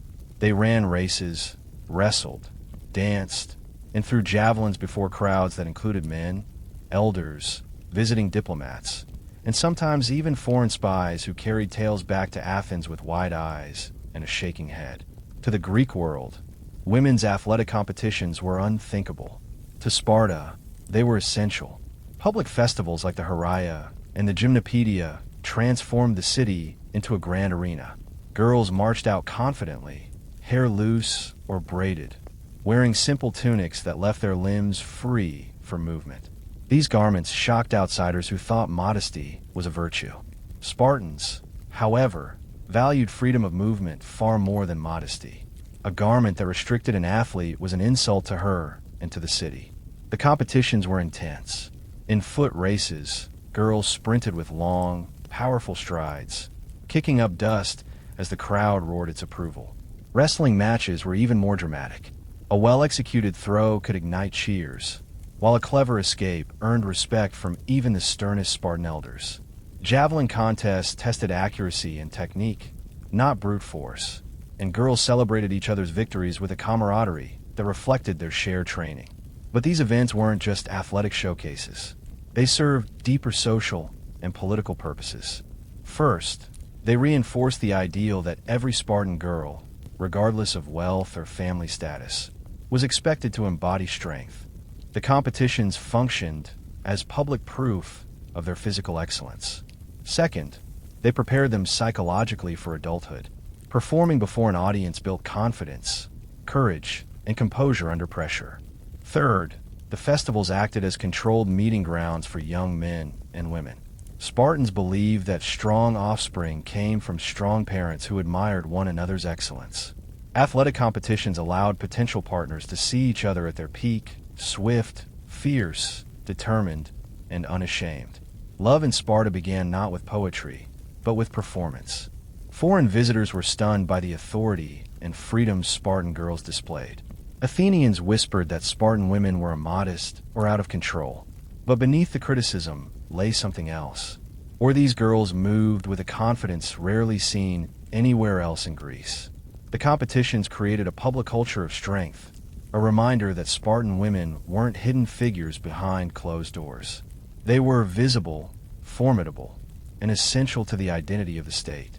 By the time a Spartan girl reached adulthood, her training had shaped her into something the rest of Greece barely recognized. A woman unafraid to meet any eye, unashamed of her body, confident in her strength, and fully aware of her responsibilities. Marriage in Sparta did not mark the beginning of her duties. It marked the continuation of everything she had trained for since childhood.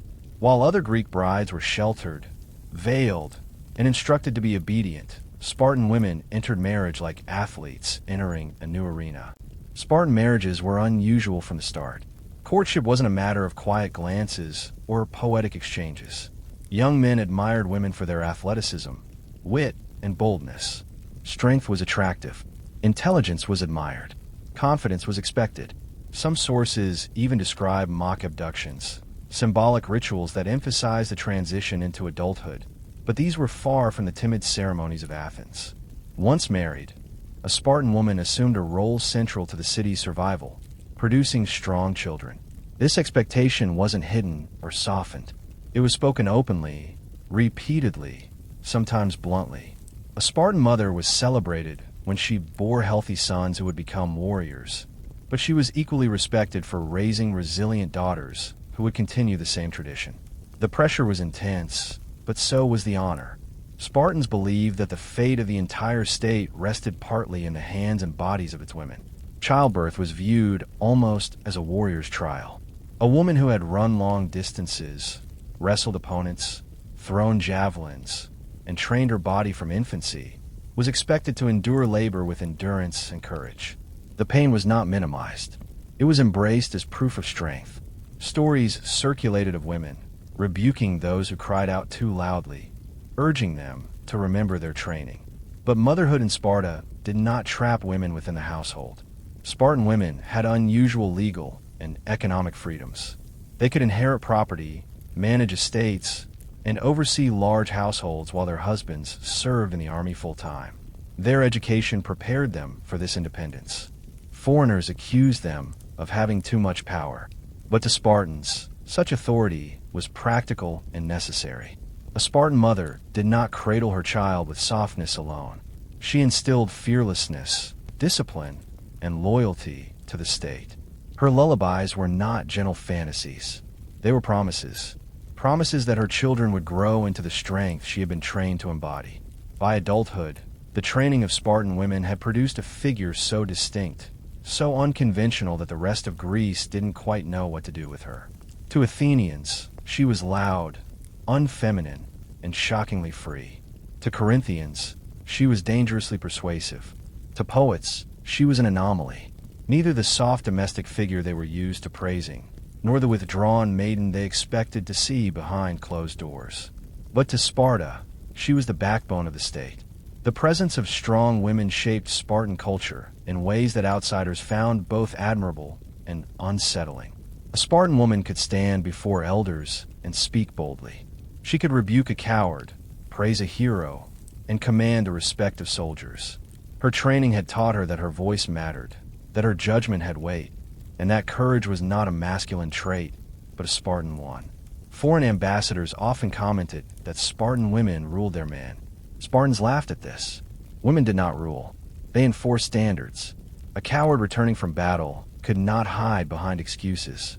Mothers were known to greet survivors with cutting words. Return with your shield or on it.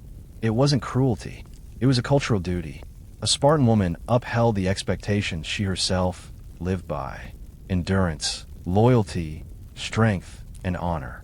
Even in everyday life, their presence shaped the city because they controlled large amounts of property. They influenced the economy because they raised children with independence and discipline.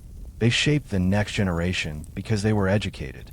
They could debate, advise, and challenge ideas. Their athletic training gave them health and longevity, making them visible in public life far more than women elsewhere in Greece. To outsiders, this visibility was nearly scandalous. They accused Spartan women of arrogance, immodesty, and excessive power. Yet beneath the criticism lay envy. Other Greek cities recognized that Sparta's strength rested not only on its warriors, but on the women who produced and raised them. Strong mothers created strong sons and even stronger daughters. The legacy of Spartan women endured long after the city's military faded. Historians recorded their sayings, their confidence, their physical prowess, and their roles in shaping one of the most disciplined societies the ancient world had ever seen. Their training was not merely athletic. It was cultural, psychological, and political. In the end, what truly terrified Greece was not that Spartan women were strong. It was that Sparta believed women's strength was essential. Aryan nobility built its power on something older than iron weapons: older even than their fortified hilltop settlements. Lineage.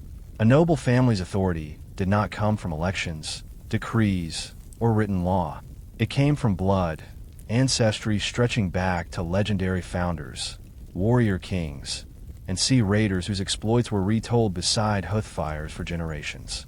To be born into an Irian aristocratic clan was to inherit a story, a duty, and a claim to rule.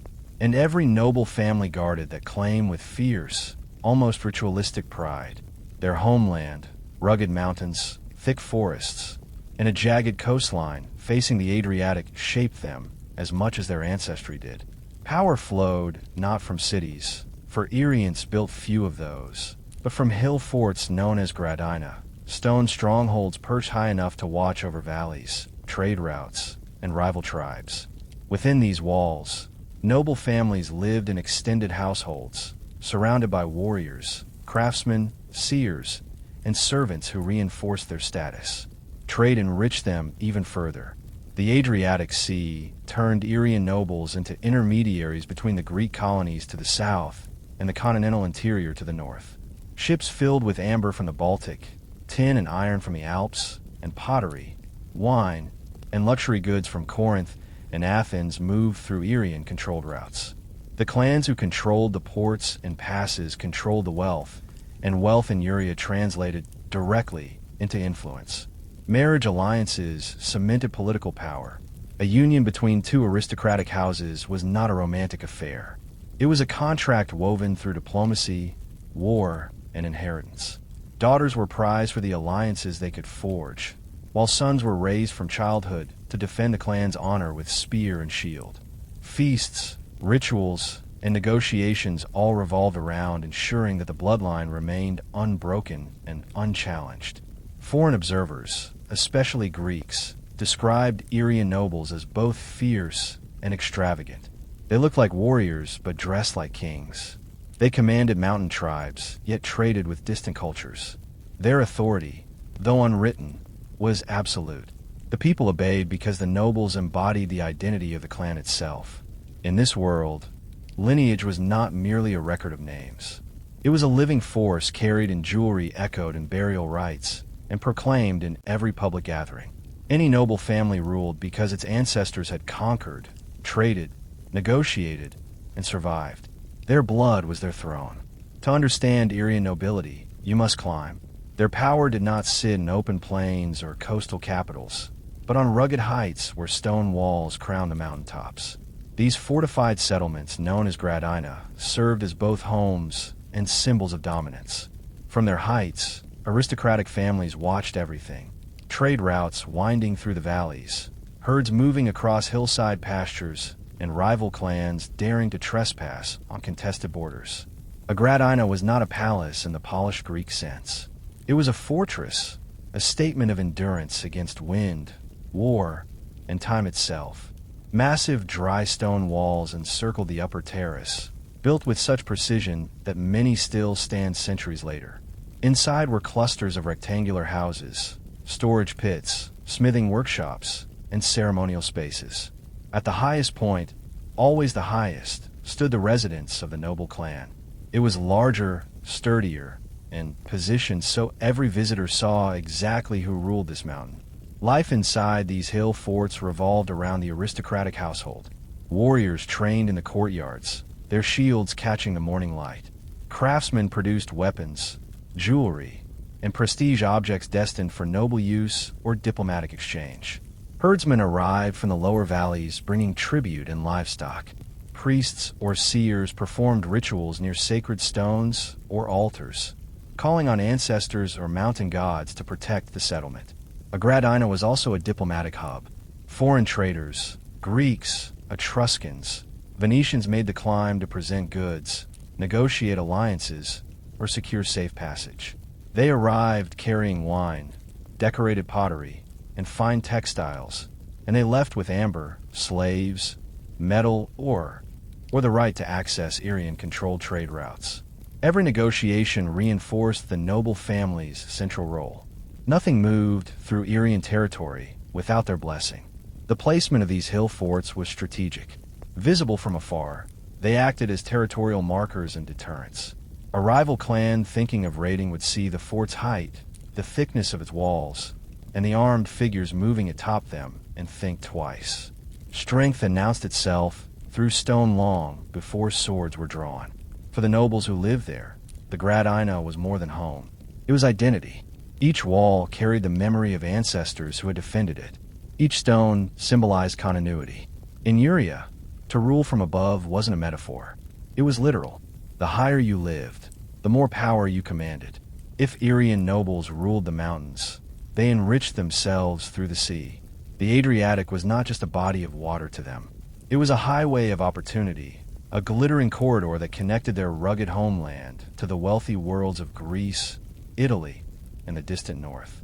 Controlling the coast meant controlling the flow of goods, and Irian aristocrats mastered this with a sharpness that impressed even their rivals. Noble clans oversaw harbors tucked between rocky inlets where sleek wooden ships, some Irian, some foreign, loaded and unloaded cargo under watchful eyes. They negotiated directly with Greek merchants who sailed from Corinth, Apollonia, or Syracuse. Men who quickly learned that Irian chieftains were shrewd, calculating traders. These were not simple barbarians, as some Greek writers claimed. They understood value, leverage, and the power of scarcity. Amber washed down ancient trade routes from the Baltic, passed through Irian hands on its way to wealthy Greek buyers. So did precious metals from inland mines, fine livestock, salt, timber, and slaves captured in raids or purchased from neighboring tribes. In return, nobles acquired wine, olive oil, fine textiles, bronze vessels, painted pottery, and decorative armor. Goods that elevated their prestige and transformed their households into displays of cosmopolitan wealth. At coastal strongholds, the aristocracy acted as gatekeepers. Nothing entered or left without their approval, and every exchange strengthened their political authority. A noble family that controlled a harbor became indispensable not only to their own tribe, but to foreign powers seeking stable trade routes. Greek colonies depended on Irian cooperation.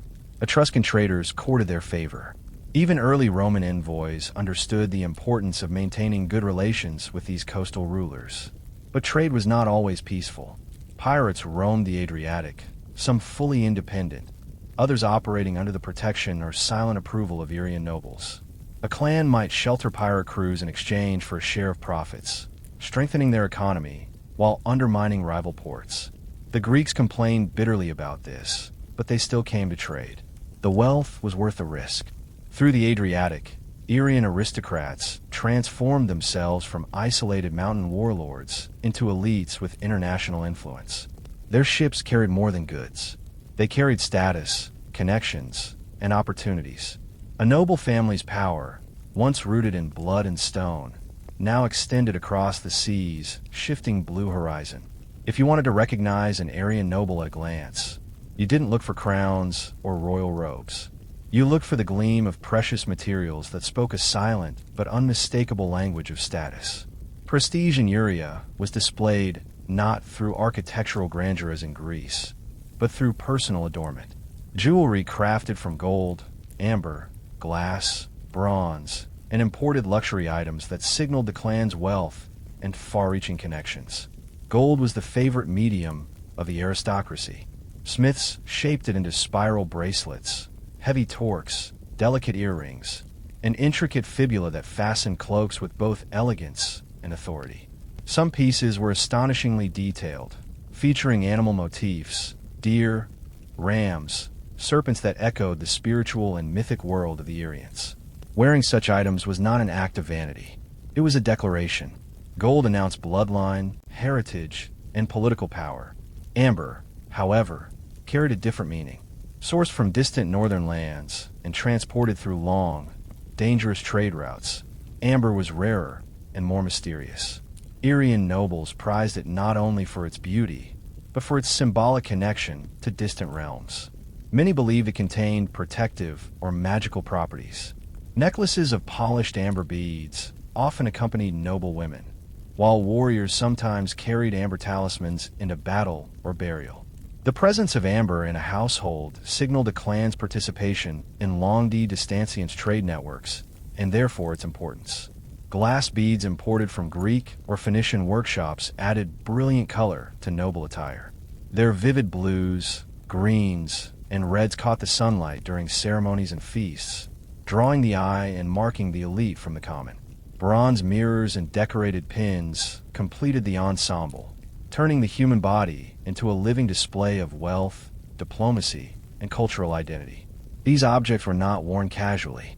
They appeared during rituals, feasts, negotiations, and processions, moments when a noble family needed to project authority. Even enemies recognized the power of such displays.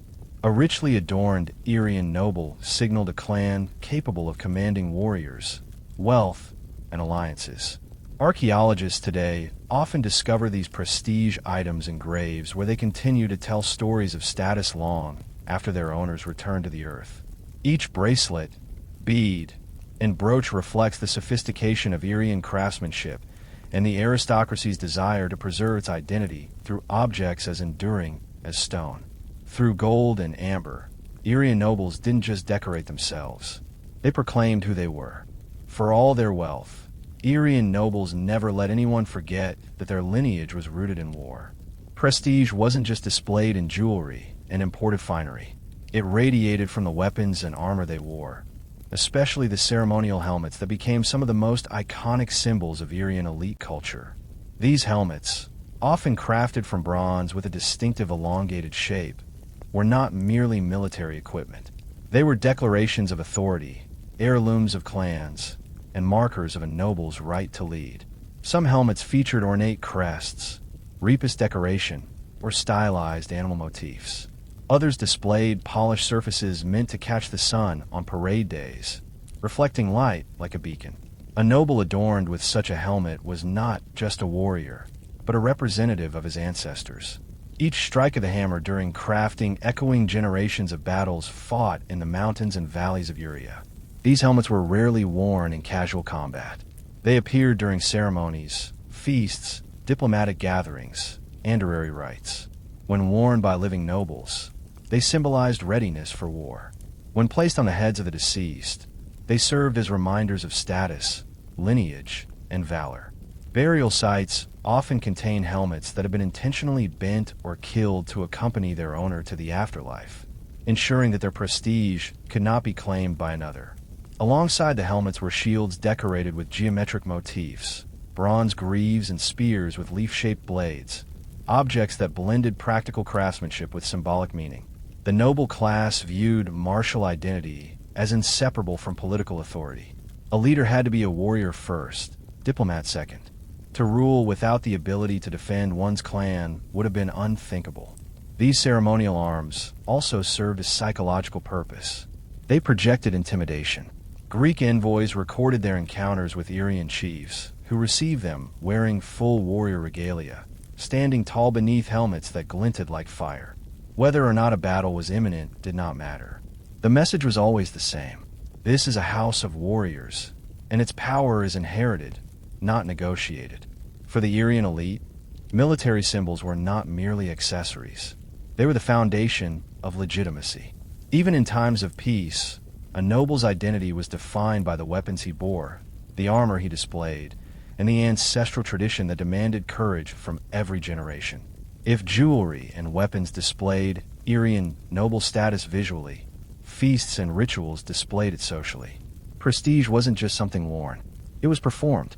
And nowhere was this more evident than in the great gatherings held within hill forts, where aristocratic families showcased their wealth, reinforced alliances, and enacted traditions older than recorded history.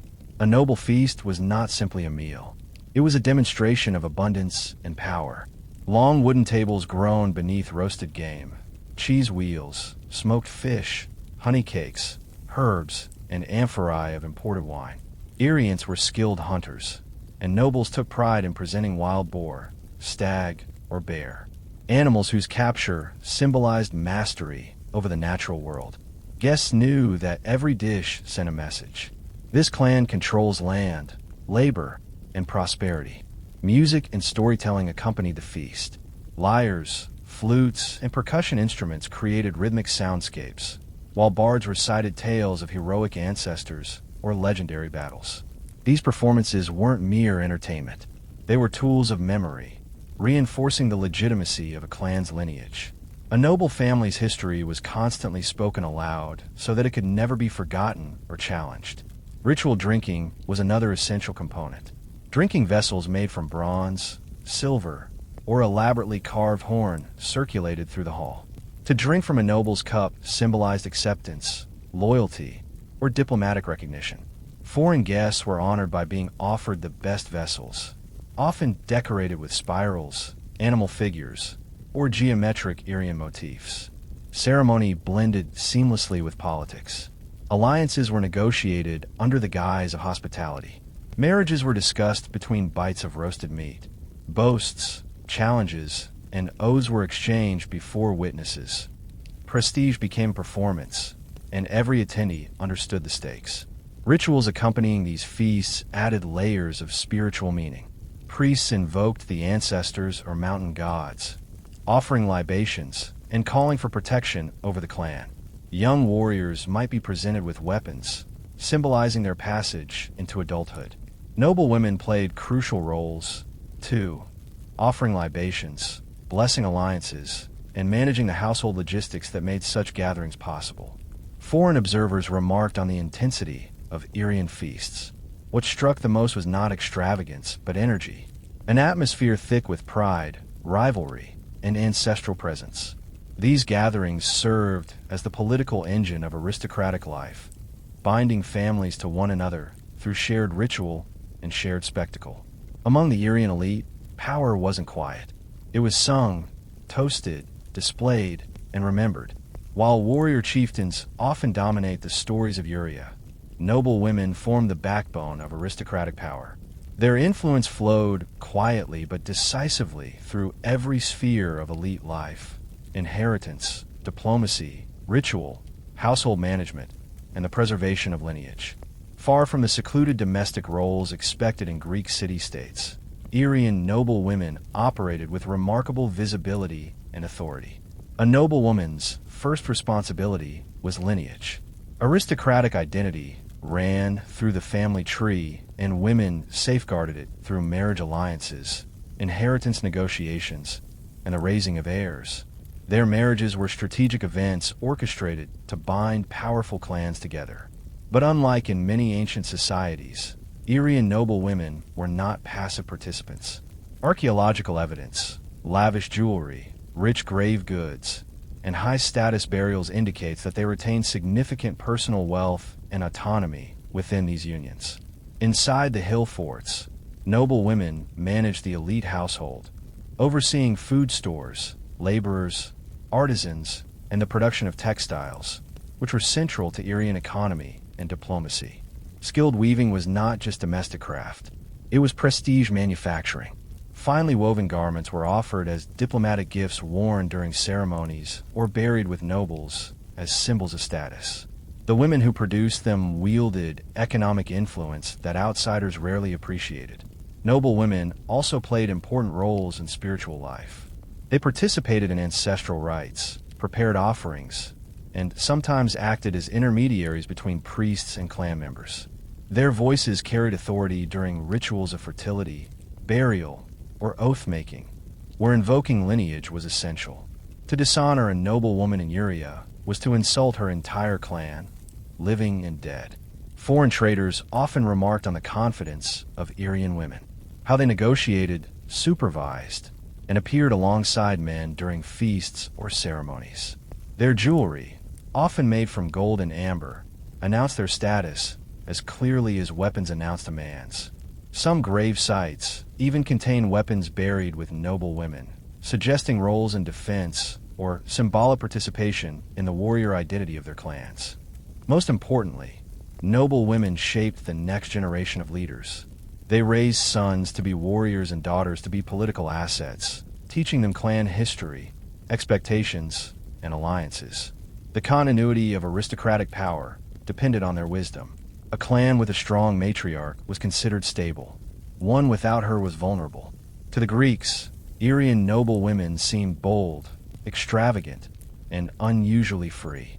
To Irians, they were indispensable pillars of aristocratic society, keepers of wealth, guardians of tradition, and architects of continuity. If everyday life revealed Irian noble status through jewelry, armor, and ritual, their burials revealed something far deeper. The worldview of a people who believed prestige should follow a person into eternity. Aristocratic tombs were not mere resting places. They were declarations of power, identity, and spiritual continuity. Each burial mound, stone chamber, or richly furnished grave communicated the same message. This was no ordinary life. Irian nobles were often interred in tumuli, large earthen mounds built to dominate the landscape. Some stood alone, while others formed clusters, marking the cemeteries of powerful clans. These mounds were deliberately conspicuous, visible from far-off valleys or from ships approaching the coast. Their very presence reinforced ancestral claims to territory. Inside the tomb, the grave goods spoke louder than any inscription. Weapons were common, even for women. Swords, spears, daggers, and beautifully decorated shields symbolized a family's warrior heritage. These items were often ritually killed, bent, or broken, so they could accompany the deceased into the afterlife without being used by the living. Armor, especially the distinctive Irian bronze helmets, appeared frequently, reminding all who excavated these tombs centuries later that noble identity was inseparable from martial prestige. Yet these burials were not defined by weapons alone. Jewelry made of gold, amber, and imported coral adorned the dead, reflecting the wealth and international connections of Irian elites. Amber beads gleamed like drops of ancient sunlight. Intricate fibulae fastened ceremonial cloaks. Bronze mirrors and decorated pins emphasized beauty and status, even in death. Ceramic vessels, some locally made, others imported from Corinth, Athens, or Alia, accompanied the deceased, filled with offerings for the journey beyond. Feasting equipment, drinking cups, and carved wooden bowls hinted at the social life the noble had enjoyed and was expected to continue in the afterlife. For Irians, prestige did not end with death. It transformed into legacy. Ritual practices added further meaning. Some tombs show evidence of animal sacrifices, libations, or fire rituals performed at the time of burial. These ceremonies involve the entire elite community, reinforcing social cohesion and honoring the ancestors who watched over the hill fort. To outsiders, Irian burials appeared lavish, even excessive, but to Irian nobles, they were essential. A burial was the final expression of a life lived with honor, wealth, and lineage. It preserved identity not just for the living, but for generations yet to come. By the time Rome set its sights on the Adriatic, the Irian aristocracy had already carved its legacy into the mountains, the sea, and the memory of every tribe that lived between the Den and the Istrian Peninsula. Their rule was not built on marble or written law. It was built on lineage, metal, ritual, and the unshakable belief that prestige had to be shown, defended, and inherited. And even as their world changed, the echoes of Irian noble culture continued to shape the region long after their hill firs fell silent. Roman authors wrote about the Irians with a mixture of frustration, admiration, and fear. They described chieftains who negotiated like seasoned diplomats, warriors who fought with ferocity, and noble women whose status defied Roman expectations. To the Romans, Irian elites were not primitive barbarians. They were rivals with their own political networks and maritime ambitions. Many Irian noble families resisted Roman expansion fiercely. Their hill forts became strongholds of defiance. Their warriors fought with the same determination their ancestors had displayed for centuries, and their coastal fleets contested Roman control of the Adriatic. Even when Rome won, it did not erase Irian aristocratic culture. Instead, it absorbed elements of it. Some Irian nobles joined Roman ranks, becoming auxiliary commanders or governors of newly incorporated territories. Their sons served as cavalry officers, their daughters married into Romanized families, and their ancestral wealth transformed into land holdings under Roman law. The symbols of their identity, gold jewelry, amber ornaments, ceremonial helmets, continued to appear in local graves well into the Roman era, quietly resisting cultural erasure. What fascinated Roman writers most was the Arian aristocracy's dual identity. These nobles were both warriors and traders, mountain lords and sea captains, guardians of ancestral rights, and participants in Mediterranean commerce. They stood at the crossroads of cultures, blending local traditions with Greek influence and later with Roman administration. Their adaptability was not weakness, it was survival. Even today, archaeological discoveries reveal how deeply their legacy shaped the region. Hillit ruins still watch over valleys. Tumuli still rise like silent sentinels. Gold spirals and amber beads still shine as brightly as they did in the hands of noble women. The Arian aristocracy may not have left written chronicles, but they left something more enduring, material proof of a culture where prestige, power, and identity were inseparable. Their legacy did not vanish. It became the foundation upon which later kingdoms and cultures would rise.